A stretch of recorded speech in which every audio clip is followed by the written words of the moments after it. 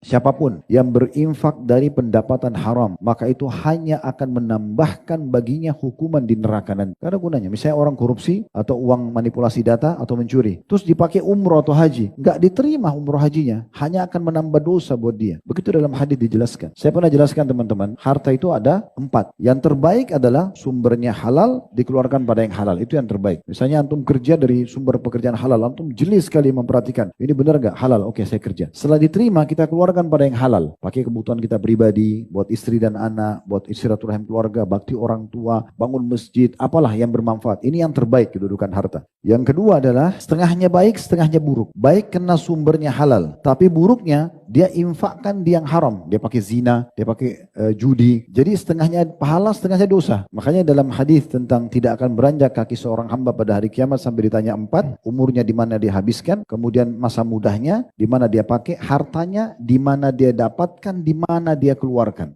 2 ditanya, gitu kan? Jadi dan ilmunya, dia apa yang dia lakukan dengan ilmunya itu. Jadi harta hari kiamat ini 2 ditanya, sumbernya dan juga di mana dikeluarkan. Yang ketiga, dosa. Ini yang singgung tadi. Dua-duanya dosa. Dia dapat dari sumber haram, korupsi, manipulasi data, tapi dipakai pada yang halal. Umroh, haji, bakti sama orang tua, nggak bermanfaat bagi dia, menambah dosa. Dan yang terakhir yang paling buruk, sumbernya haram, dikeluarkan pada haram. Hasil korupsi, mencuri, manipulasi data, dipakai zina, pakai judi. Wah, ini tambah kacau sudah. Gitu. Itu teman-teman sekalian, nggak usah melampaui kapasitas kita. Nggak penting kuantitas, kualitas.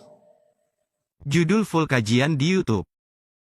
Siapapun yang berinfak dari pendapatan haram, maka itu hanya akan menambahkan baginya hukuman di neraka nanti. Karena gunanya, misalnya orang korupsi atau uang manipulasi data atau mencuri, terus dipakai umroh atau haji, nggak diterima umroh hajinya, hanya akan menambah dosa buat dia. Begitu dalam hadis dijelaskan. Saya pernah jelaskan teman-teman, harta itu ada 4. Yang terbaik adalah sumbernya halal, dikeluarkan pada yang halal. Itu yang terbaik. Misalnya antum kerja dari sumber pekerjaan halal, antum jeli sekali memperhatikan, ini benar nggak halal? Oke, saya kerja. Setelah diterima, kita keluarkan pada yang halal. Pakai kebutuhan kita pribadi, buat istri dan anak, buat istirahat keluarga, bakti orang tua, bangun masjid, apalah yang bermanfaat. Ini yang terbaik kedudukan harta. Yang kedua adalah setengahnya baik, setengahnya buruk. Baik karena sumbernya halal, tapi buruknya dia infakkan di yang haram. Dia pakai zina, dia pakai judi. Jadi setengahnya pahala, setengahnya dosa. Makanya dalam hadis tentang tidak akan beranjak kaki seorang hamba pada hari kiamat sampai ditanya 4, umurnya di mana dia habiskan, kemudian masa mudahnya, di mana dia pakai, hartanya di mana dia dapatkan, di mana dia keluarkan.